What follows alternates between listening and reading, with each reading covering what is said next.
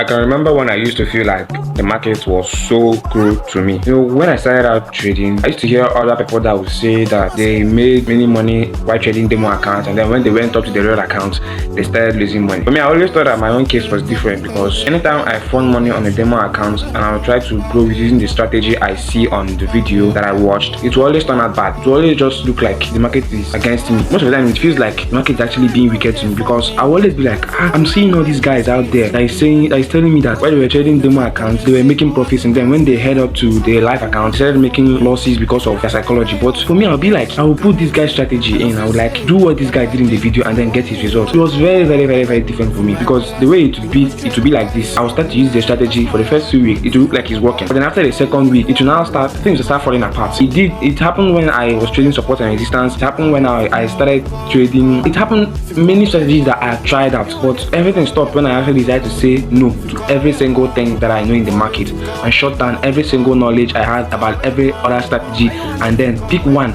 as in not just pick one and then hammer it until it worked. I no longer cared about the number of losses I was making again. My own goal was now to build up that strategy, find out the things that are going to be making this strategy better, and then just keep on doing it. As of now, I can tell you that I have a checklist for myself. I have a trading plan for myself, and I have a risk management that I follow. If you're the kind of person that is seeing this video right now and you are going through hell in trading, I don't have one thing to say to you. Find one strategy that is aligned with the time that you analyze the market and then hammer on it until it works, because if you don't have another strategy to follow, I've observed this thing in trading. Once you have like 5 strategies, you will not take one serious because you know that if this one fails, you have another one to go back to.